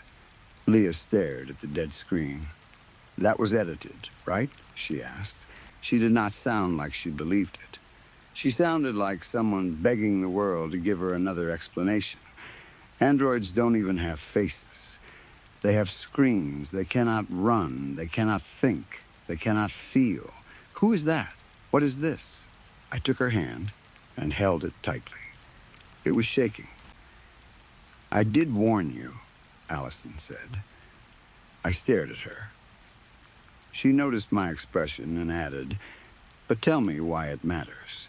Leah looked at her like she could not understand how Allison could even ask that. "I'm not real," she said. "Why else would it matter? I am a pile of metal that believed it was human." Allison moved in front of her. "By definition, if you can understand that thought, then you are real. You exist. That is not what I mean." Leah cried. "Of course it is not," Allison said. "But flesh and blood are not what make a person." "Get me out of this nightmare," Leah whispered. "Why was I created? My life up until now, were all of those memories lies too?" "Of course they were not," I said. "You lived through them. At least for the past 4 years you did. For all I know, I could have been activated last week," Leah said. "How can you prove otherwise?" A deep, ugly part of me wanted to ask why she was reacting this way. I had heard of others finding out what they were and responding with calmness, curiosity, even joy. Why could she not be like them? But this was her story, not theirs. Why should anyone have to react in the way that is easiest for everyone else? "I can't prove it," I said. "But even if that were true, you would still be you. I have only known you this past week, but I do not see a thing pretending to be alive. I see a responsible, shy person sitting in front of me." "All of that is code," she said. "It is unnatural. My parents are not mine. My thoughts are not mine. My likes and dislikes are not real." "Then why are you afraid?" I asked. She stared at me. "If you are not real, why can you understand horror? If fear can move through your mind, how are you not real? Because you were not born the same way as us? Maybe I am a near perfect copy of a human being," she said, slumping forward. "But that is all. A copy. Something lesser." "Look at me," I said sharply. "What?" "Look at me," I repeated, slower this time. She did. I held her gaze. "You are not lesser than anyone. You are the same person you were half an hour ago. A person. A human in every way that matters. Yes, what you learned is terrifying. I know that. But you are still you. Everything that mattered about you before still matters now. You remain.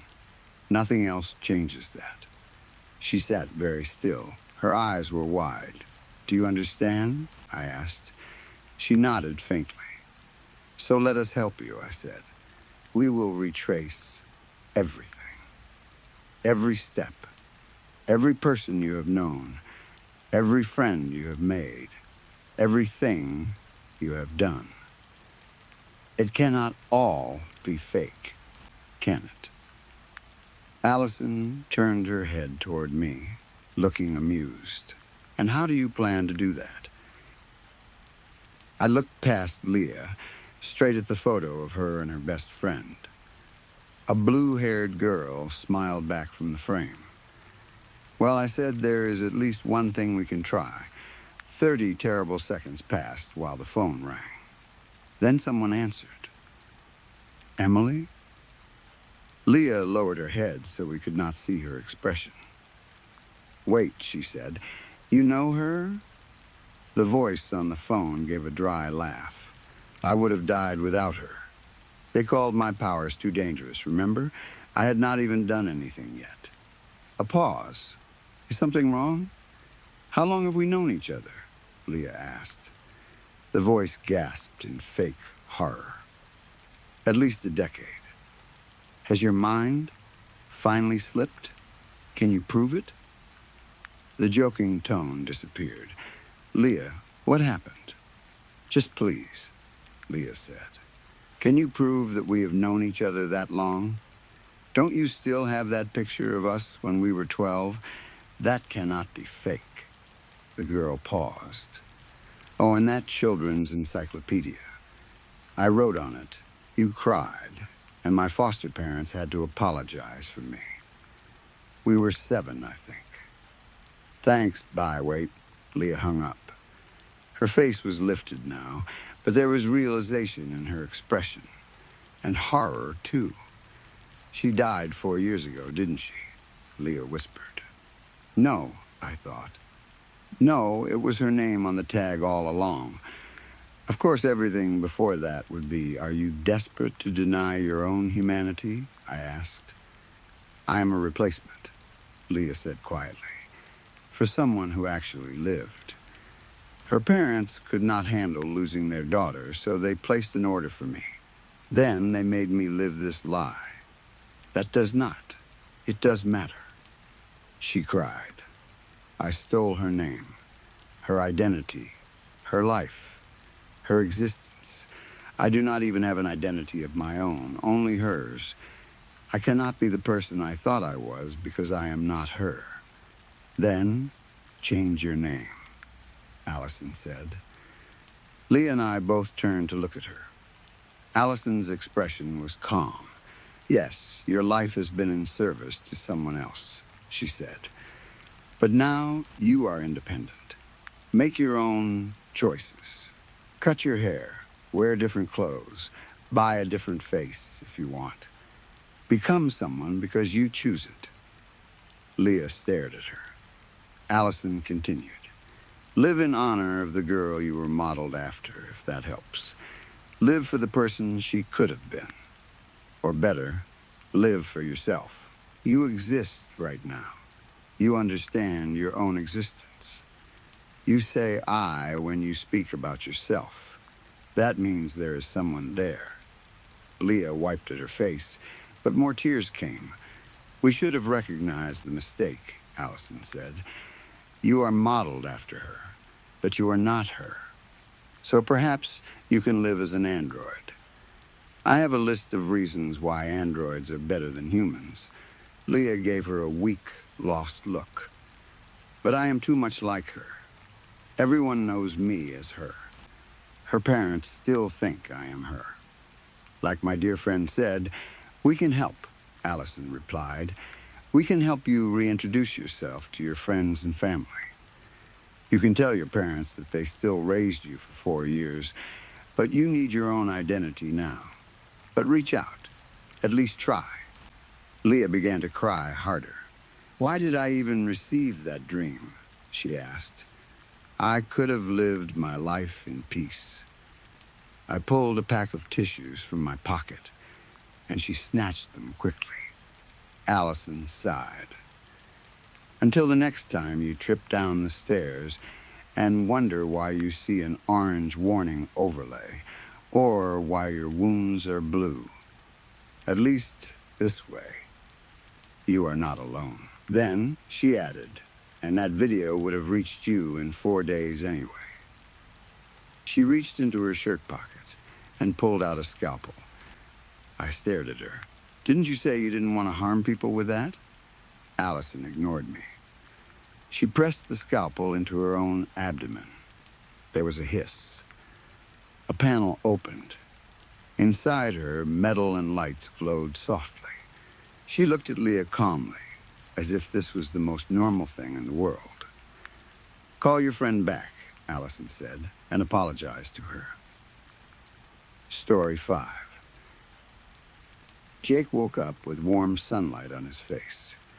For a few seconds, he did not move. He stayed under his blankets and listened to the familiar sounds of home.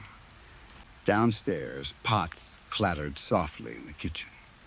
Old wooden floorboards creaked as someone walked from the stove to the table. Outside his bedroom window, birds chirped somewhere beyond the curtains, their small voices bright in the morning air. Then he remembered what day it was. It was his birthday, his 15th birthday. A smile spread across his face before he could stop it.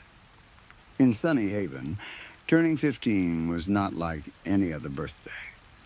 Everyone in town said it was the most important year of a child's life. It was the age when God stopped seeing you as a little child and began seeing you as one of his flock. It was the year when you were old enough to understand faith, duty, sin, and forgiveness. At least that was what adults always said. Jake did not fully understand all of it yet, but he knew one thing. Today mattered. Sunlight slipped through the thin gaps in his drapes and made golden squares on the worn wooden floor. Dust floated in the beams like tiny sparks. A cool breeze drifted in through the cracked window, carrying the smell of spring grass and damp soil. Jake threw off his blankets and jumped out of bed. He dressed quickly, pulling on his shirt, trousers, and one boot. The other boot had somehow ended up under his bed, and he dropped to his knees to search for it. As he reached through the dust beneath the frame, the smell from downstairs reached him. Roasted chicken, potatoes with rosemary and garlic, fresh bread, and something richer beneath it all, his mother's kidney pie. His stomach growled so loudly that he laughed. Coming, he shouted, even though no one had called him yet. He found his boot, shoved it on, and ran down the stairs 2 steps at a time. The kitchen was bright and full of life. The radio played a cheerful old melody from the corner, filling the room with warmth. His father sat at the head of the table, just as he did every morning. A mug of black coffee steamed in one hand. A thick leather book lay open in front of him. His pipe rested between his fingers, sending thin ribbons of smoke toward the ceiling. Jake's father had the same routine every day. Shave, coffee, scripture, silence. Jake had never seen him miss it, not once. His mother stood by the stove in her bright yellow apron. Across the front, stitched in neat white letters, were the words, "World's Best Mom." She wore that apron almost every day, even though it had faded in some places and one pocket had a small tear in it. She hummed as she stirred a bubbling pot, and when she saw Jake, her face lit up. "Well," she said, smiling, "look who finally woke up." Jake grinned. "I barely slept." His father looked up from his book. "Too excited?" Jake nodded. "I kept thinking about today." His mother laughed softly. "I suppose birthdays only come once a year, and 15 only comes once," Jake said. She reached over and ruffled his hair before turning back to the stove. "That is true." His father closed his book gently. "We have plenty of time before Mass. Why don't you go find Lucas and Lisa? I'm sure they're already outside." Jake did not need to be told twice. "I won't be late," he said, already moving toward the door. "You had better not be," his mother called after him. "You know today is the gathering." Jake nodded, though he was already halfway out the door. The gathering happened on the final Sunday of every month. Everyone in Sunny Haven went to the church. The high priest would stand before the town and ask people to confess their sins.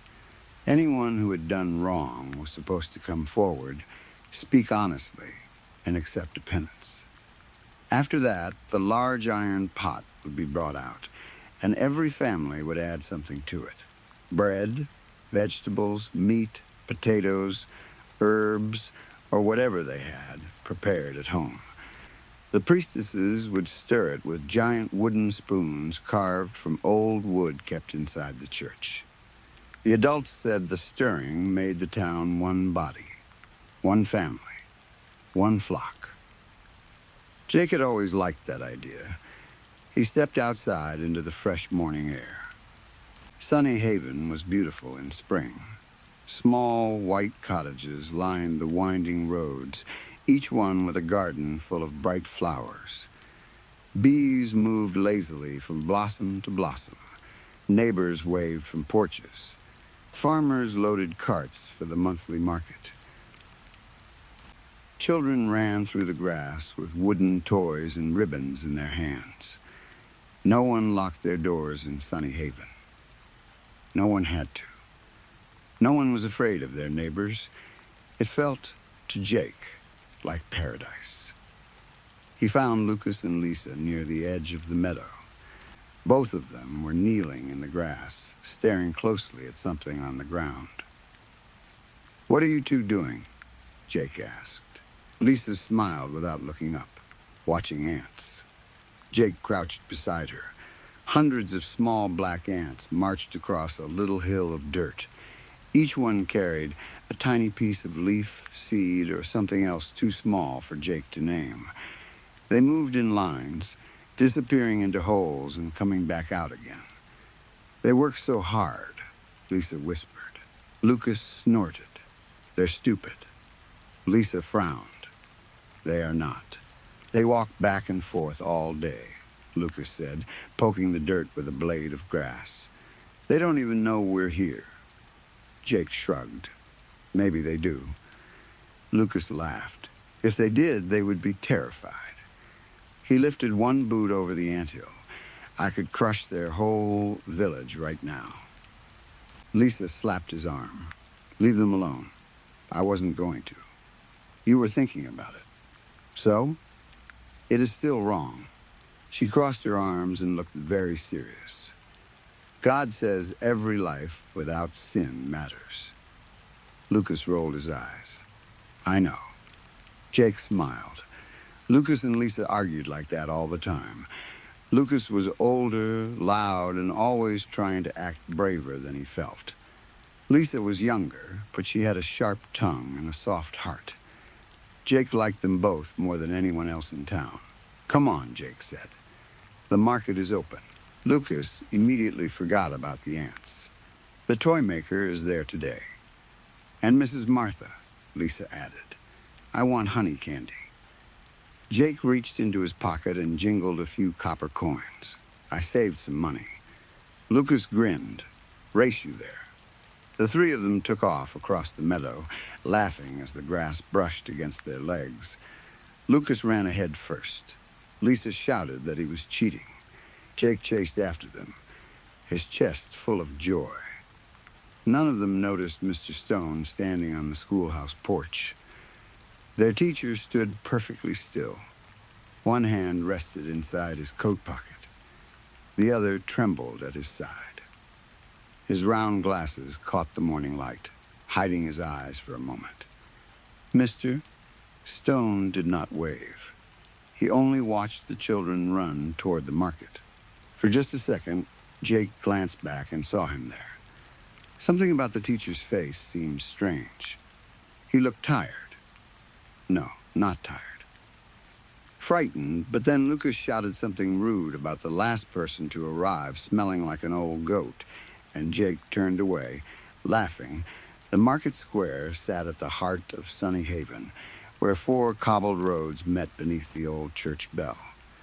Every final Sunday, the square became bright and busy. Wooden stalls filled the streets. Musicians played hymns on fiddles and flutes.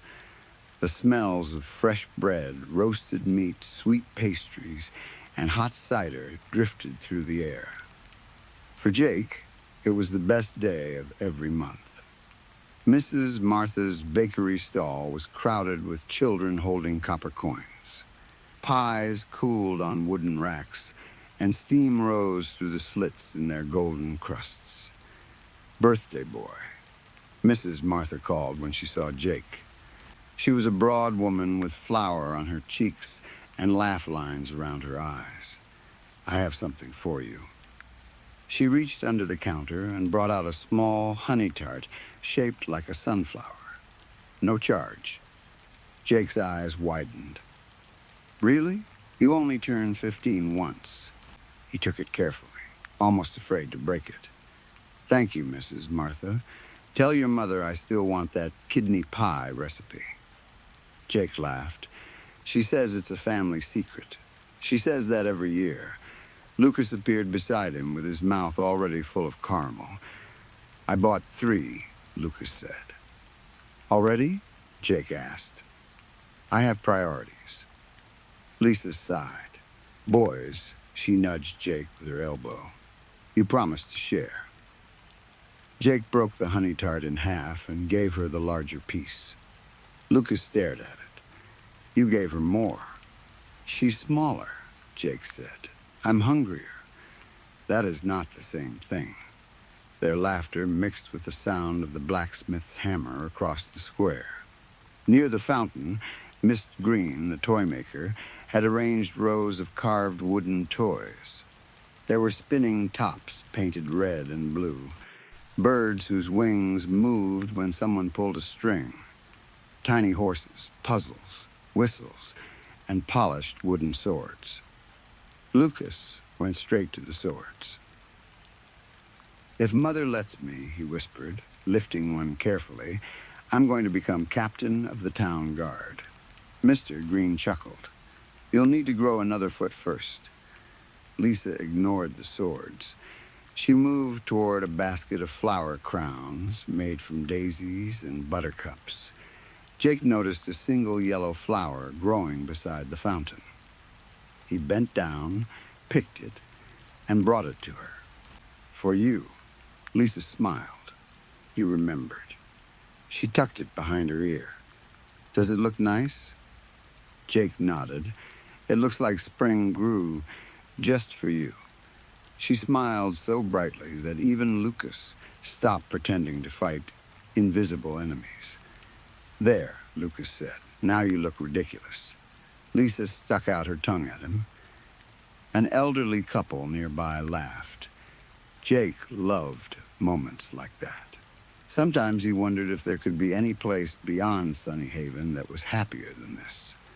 He had heard adults speak of the world outside, but only in warnings and prayers. The hills around town were not crossed. The roads did not lead far. Sunny Haven was home. Sunny Haven was safe. Then the church bell rang once. It was not the call to Mass. Just one low note. The whole market softened for a heartbeat. Conversations faded. A few adults looked toward the church. The musicians stopped playing for just a moment, then started again, though not as loudly. Jake frowned. "Did you hear that?" Lucas shrugged. "It's just the bell." "I know," Jake said, but it sounded different. Before he could think more about it, someone called his name. "Jake," he turned. Mr. Stone stood beside the old well. The teacher looked worse up close. Dark circles rested under his eyes. His brown coat was buttoned all the way to his neck, even though the day was warm. His mouth tried to smile, but the smile did not reach his eyes. "Happy birthday," Mr. Stone said. "Thank you, sir. I hear 15 is an important age. My father says God starts listening more closely." Mr. Stone looked away. "Does he?" Jake blinked. "What do you mean?" The teacher hesitated, then shook his head. "Never mind." His hand slipped into his coat pocket. When he pulled it out again, it was shaking so badly he quickly hid it behind his back. "Are you sick?" Jake asked. "Oh, Mr. Stone said softly. "Just tired. My mother says elderberry tea fixes almost everything." Mr. Stone gave a quiet laugh. "I wish it were that simple." He looked toward the church. and his smile faded. "Jake," he said. "Yes? If someone ever told you there was another place beyond these hills..." He stopped. Jake waited. Mr. Stone swallowed. "Would you believe them?" Jake laughed because the idea sounded strange. "There isn't. That's what everyone says," Mr. Stone murmured. He looked past Jake, toward the distant trees beyond the fields. But sometimes people stop looking only because they are afraid of what they might find. Jake did not understand what he meant. Before he could ask, the great bell of Sunny Haven began to ring. Once, twice, 3 times. The music stopped. The talking stopped. Children stopped running. Every person in the square turned toward the church. Then, without argument and without hurry, the townspeople began walking. They moved together, calmly, like they had practiced this journey their whole lives. Mr. Stone stayed still for a moment. His face had gone pale. Jake thought he saw tears shining behind the teacher's glasses. Then Mr. Stone lowered his head and joined the crowd. Jake followed Lucas and Lisa, clutching the last bite of honey tart in his hand. High above Sunny Haven, hidden behind soft white clouds, something flashed in the sky. Jake never looked up. The streets emptied as everyone walked toward the church. The market laughter faded behind them, replaced by the slow, heavy sound of the bell. Jake found his parents waiting outside the tall oak doors. "There you are," his mother said, brushing a crumb from his shirt. "Did you have fun?" "The best," Jake said. "Mrs. Martha gave me a birthday tart." His father smiled. "She is too generous." The church doors groaned open. Cool air washed over them as they stepped inside. The church was bigger than any other building in town. Its marble floor was polished so well that it reflected the stained glass windows above. Golden candles lined the walls. Their flames flickered under paintings of saints with calm smiles that somehow looked strange in the dim light. At the far end stood the altar. Behind it were thick crimson drapes embroidered with golden serpents twisting around silver crosses. Above the altar, near the ceiling, hung a giant cross. Nailed to it was a pale, thin figure of a man with a sad face. Jake had seen the statue all his life, but it always made him uneasy. The figure's upper body was nailed through the palms. The lower body was missing, as if it had been torn away.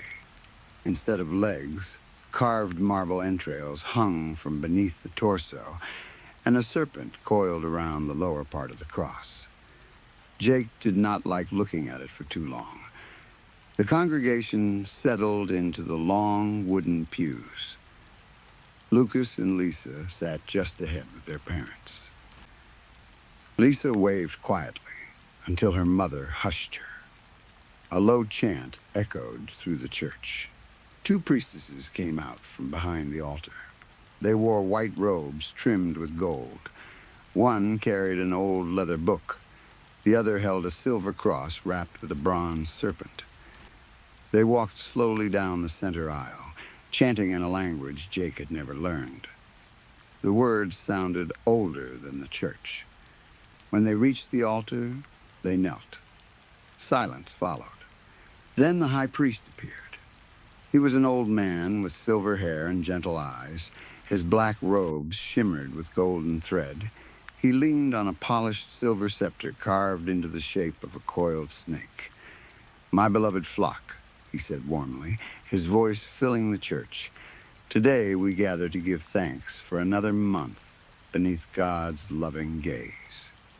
"Amen," the congregation answered. The priest smiled. "But before we share his blessings, we must cleanse ourselves of sin." A quiet ripple moved through the pews. "As always," he continued, "those who carry guilt may step forward. There is no shame in confession. There is only shame in hiding from God's mercy. An elderly woman stood first. I lost my temper with my husband, she said. The priest nodded kindly. And how will you make it right? I will fast tomorrow and ask his forgiveness. Then may God lighten your heart. She returned to her seat, smiling. Jake smiled, too. He liked this part. His father always said confession kept the town honest. Another man stood. I watered my own fields before helping my neighbor. You placed yourself before another, the priest said. I did. And your penance? I will tend his crops for the next week. The priest inclined his head. Then let your actions speak louder than your failing. The congregation murmured approval. Everything felt calm. Everything felt normal. Jake glanced toward Mr. Stone. The teacher was not listening. He stared at the crimson drapes behind the altar. For a moment, Jake thought something moved behind them. He blinked. There was nothing. The confessions continued. A farmer admitted that he had skipped an evening prayer after falling asleep in his barn. A young woman confessed to envying her sister's new home. A boy no older than 12 admitted he had stolen 2 apples from his uncle's orchard. Each person accepted a small penance, bowed their head, and returned to their seat relieved. Jake's mother leaned close and whispered, "A clean soul is a happy soul." Jake nodded. Then the high priest raised his hand. "There is another among us," he said. The smile stayed on his face, but his voice changed, a heavier burden. The church fell silent. The priest looked toward the middle pews. Dr. Smith, the town physician, slowly stood. Dr. Smith was a gentle man with curly hair and kind eyes. Jake remembered when the doctor had stitched Lucas's arm after he fell from an apple tree. He remembered how softly Dr. Smith had spoken while Lucas cried. Now the doctor walked into the aisle with trembling hands. "My child," the priest said, "what weighs upon your heart?" "Doctor," Smith swallowed, "I have sinned. You are among family. Speak without fear." He closed his eyes. "I desired another man's wife." A murmur moved through the church. Jake looked at his mother, but she stayed perfectly still. "I never touched her," Dr. Smith said quickly. "I never spoke to her wrongly, but I had wicked thoughts." "What did you do?" the priest asked. Dr. Smith's voice dropped. "I stood outside her window and gave myself to lust while she slept." The priest nodded as if this was ordinary. "And who was this woman?" "Miss Stewart." Everyone looked toward the widow near the front. She stood without hesitation. Her face showed nothing. "Did he ask your forgiveness?" the priest asked her. "He did. And did you forgive him?" "I forgave the man," she said. Then she looked directly at Dr. Smith, but not the sin. The priest smiled gently. Wise words. One priestess stepped forward with a small cloth pouch and handed it to Miss Stewart. The widow took the pouch and placed it in Dr. Smith's hands. "Soil," she said quietly, "from the place where your actions stained my home." Jake frowned. He did not understand. The priest held out a golden chalice. "Empty it," he said. Dr. Smith obeyed.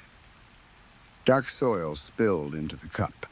The smell of damp earth drifted through the church. The priest put a hand on the doctor's shoulder. "You stained God's creation," he said. "Yes, Doctor," Smith whispered. "Then remove the stain." Dr. Smith stared at the cup. Slowly, he raised it to his mouth. Jake watched, confused and uncomfortable, as the doctor tipped the dirt onto his tongue. His cheeks bulged. He gagged at once, but no one moved. No one told him to stop. He tried to swallow. His face turned red. His eyes watered. He coughed, and wet bits of soil fell onto the marble floor. "I'm sorry," he choked. The priest's face hardened for the first time. "Do not return your sin to God's house." The church became so quiet, Jake could hear the doctor struggling to breathe. Then the priest knelt beside him. With his bare hands, he scooped the dirty mixture from the floor, and he forced it back into Dr. Smith's mouth. "Finish your repentance." Jake's stomach twisted. No one screamed. No one stood. The doctor sobbed as he forced himself to swallow one painful mouthful after another. When the chalice was finally empty, he stayed on his knees, shaking. The priest placed a gentle hand on his head.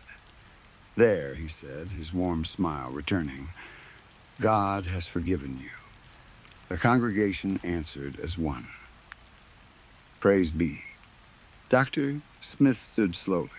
Dirt stained his lips black. Tears ran down his face. As he passed Miss Stewart, he bowed deeply without meeting her eyes. She bowed back. Only then did she sit. Jake looked at his mother. "He did it," Jake whispered. His mother smiled and squeezed his hand. "God gives strength to those who truly repent." Jake smiled back because he believed her. He had no reason not to. The high priest waited until Dr. Smith returned to his seat. "Repentance is never easy," he said, "but those who embrace it will always find God's mercy." "Amen," the congregation whispered. Then the priest slowly scanned the room. His gaze stopped. "There is one soul," he said, "that has not come forward." Jake looked around with everyone else. No one moved. The priest smiled. "Mr. Stone," Jake turned sharply toward his teacher. Mr. Stone did not stand at first. His face had gone white. "Come, my son," the priest said. The teacher rose slowly. Every step toward the altar seemed heavy. When he reached the front, he stood before the priest with his hands at his sides. "I have nothing to confess," he said quietly. A murmur spread through the pews. The priest tilted his head. "Nothing? No, you stand before God and claim your heart is free of sin? I have harmed no one. That is not what I asked." The priest nodded to one of the priestesses. She disappeared behind the crimson drapes and returned carrying a small black object. Jake had never seen anything like it. It was flat and smooth, with dark glass on one side. The priest held it up. "My children," he said, "this is a relic from the world beyond our walls." Whispers broke out all around the church. "It is called a mobile phone." Jake tugged on his mother's sleeve. "What is a mobile phone?" She gently lowered his hand. "Hush," the priest continued. "This device carries voices across impossible distances.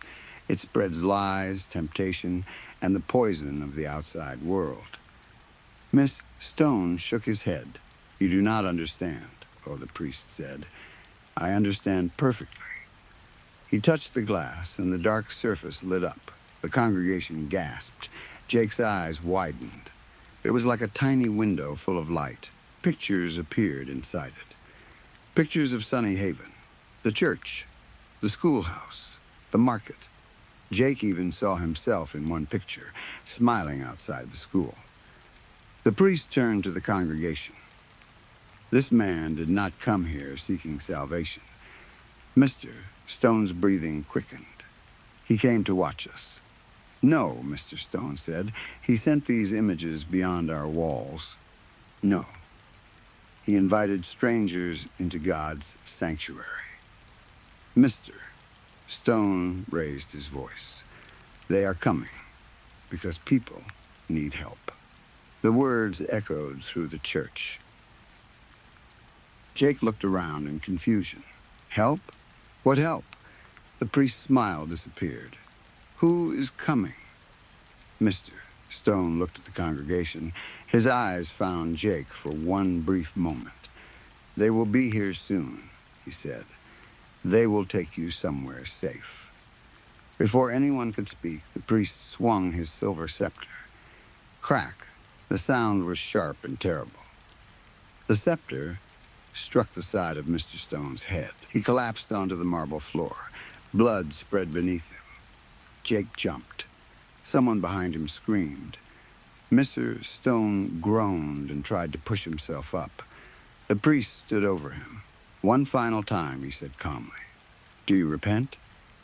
Mr. Stone spat blood onto the floor. No, for the first time in Jake's life, the high priest looked truly angry. The silence that followed was not peaceful. It was waiting. The priest knelt beside Mr. Stone like he was speaking to a stubborn child. "You brought outside corruption into God's house," he said, "and still you refuse to see it." "I told the truth, Mr." Stone rasped. "Truth is not what is spoken," the priest said softly. "Truth is what is purified." Two priestesses moved at once. They lifted Mr. Stone under the arms and dragged him toward the altar. His feet scraped across the floor, leaving thin red streaks behind.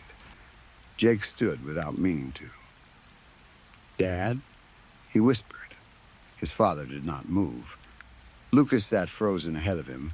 Lisa clutched her mother's sleeve. Mr. Stone was dragged toward the crimson drapes. "Where are they taking him?" Jake asked. No one answered. The priest followed calmly. "You were given many chances," he said to Mr. Stone, "but you chose disbelief." "I chose," Mr. Stone coughed.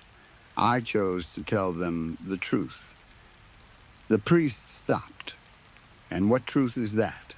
Mr. Stone looked at the congregation. "They are not alone out there." The priest smiled again. "Of course they are not alone. God is everywhere."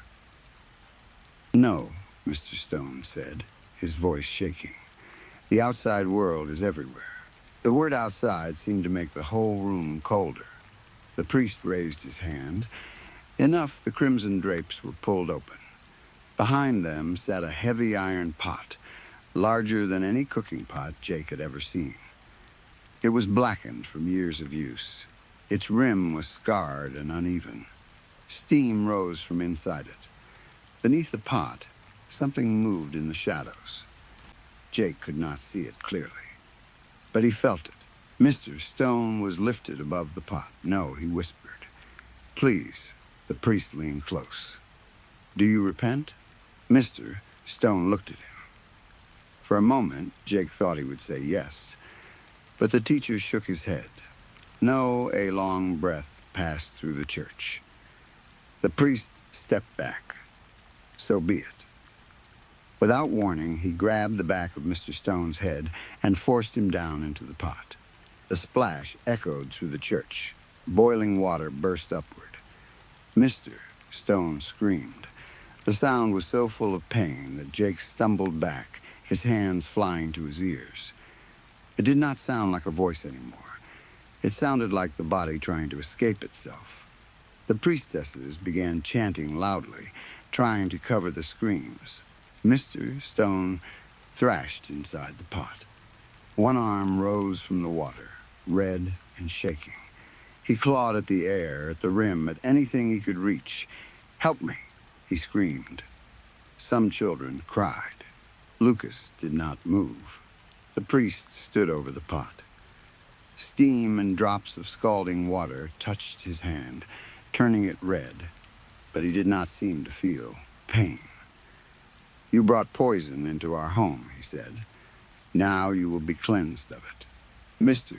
Stone reached the rim. For one impossible second, it looked like he might pull himself out. Then the priestesses lifted the long wooden stirring paddles. They struck him together. Once, twice, the blows hit his arm, his shoulder, his head, forcing him back under whenever he tried to rise. Again, the chanting grew louder. Jake's vision blurred. He could not understand why no one was stopping this. He could not understand why his father sat still, why his mother's hand stayed calm around his, why the town watched as if this was part of the mass. Mr. Stone's movements slowed. His screams turned into choking gasps. The water stopped splashing so violently. Then, little by little, everything became quiet. The priest raised his hand. The chanting stopped. Only the bubbling of the pot remained. The priest looked down into it. "God has forgiven you," he said, and the congregation answered as one, "Praise be." Jake did not speak. He could not. The priest placed both hands on the rim of the iron pot and slowly tipped it forward. Hot water spilled across the marble floor, carrying what remained of Mr. Stone with it. Steam spread through the air. The smell made Jake's stomach turn. His eyes became heavy. He wanted to scream, but no sound came out. His vision blurred at the edges. He felt like he was about to pass out. As his eyes started closing, he saw something behind the altar drapes. Something moving slowly. Something impossibly large. A shape began to form. Long, curving, not human, not fully animal. The smell reached him first. Sharp, chemical ammonia. It filled his nose so strongly that it almost pulled him back from the edge of fainting. A low sound moved through the church. It was not a voice, not exactly a growl, but it was alive. The priest began chanting again. The crimson drapes pushed outward, not like fabric touched by wind, like something was pressing against them from the other side. Jake fell from the pew. The chair scraped loudly against the marble. He hit the floor hard, but barely felt it. His mouth opened, ready to scream, to beg, to pray, but nothing came out. His eyes moved to the crucifix above the altar. The pale figure hung there with its carved entrails spilling from its torn body. It looked helpless, just like him. No one was coming to save him. Maybe no one ever had. The walls trembled. A sound filled the church. It was older than language, older than prayer. It did not enter through Jake's ears as much as it entered his mind. The words were impossible to understand, but every part of him knew they meant something. A greeting, a warning, or the cry of something waking up. He could not tell. The drapes split slightly. A wet sound slid across the stone. Something pale green pushed through the opening, shining as if covered in oil. It curved forward, then another part followed. Then another. The body was impossibly long, too long for the space behind the altar, too large to fit where it had been hidden. But it moved anyway. The head appeared last. Jake expected a snake. Instead, the face was almost human. Not fully, but close enough to be wrong. It had two pale, cloudy eyes that did not blink. Its mouth was too wide, splitting at the sides as it opened. Beneath that were faint shapes, like bones where a nose should have been. The smell grew stronger. Rot, metal, ammonia. The congregation did not run. No one screamed. The priest raised his arms. The creature paused. Its head tilted slowly as it looked across the room, like it was remembering every face, like it was counting them. Then its gaze settled on the iron pot. Empty now, still steaming. It dragged itself toward it with a sound like whetstone scraping over bone. When it reached the pot, it lowered its head. It did not eat at first. It breathed over what remained. Deep, slow, as if tasting the air. The priest stepped closer. The creature turned its head toward him. For a moment, Jake thought it would bite him. Instead, it leaned in. The priest bowed his head. Not like fear, like worship. like obedience. The creature made a low sound that vibrated through the floor and into Jake's ribs. The candles flickered violently. The priest lifted his head. Tears ran down his cheeks. "Blessed are we," he whispered. Behind Jake, a chair scraped. A man stood. Then another. A wave of movement passed through the congregation. But it was not panic. It was joy. The priest turned to them. "Receive it," he said urgently. "Receive your blessing." The creature moved toward the remains on the marble floor. It lowered itself over them and opened its jaws. There were no teeth inside, only a human-like tongue, lined with tiny, sharp edges. Thick slime dripped from both sides of its mouth. The mouth opened wider than should have been possible. Then it swallowed what was left, slowly, carefully, as if it had done this many times before. When it finished, the serpent began sliding backward toward the altar. It vanished behind the red curtains, leaving behind a clear slime mixed with blood on the marble floor. Jake could not stay awake any longer. His eyes closed. Darkness came. For a while there was nothing. No chanting, no screaming, no smell. Only silence. When Jake opened his eyes again, he was in his bedroom. Morning sunlight came through the drapes, just like before. But this time, he did not smile. For a moment, he lay perfectly still, wondering if the church had been a dream. It had to be. No other answer made sense. Mr. Stone could not be dead. The congregation could not have watched. The priest could not have done those things. That creature could not have come from behind the altar. But when Jake sat up, his body felt cold and weak. His stomach was tied in knots. He dressed slowly, his hands shaking as he pulled on his clothes. Downstairs, he could smell his mother's cooking. Roasted chicken. Fresh bread. The smells that had made him hungry yesterday now made him feel sick. He walked down the stairs carefully. His father was already at the kitchen table, pipe in hand, smoke drifting toward the ceiling. The leather book lay open in front of him.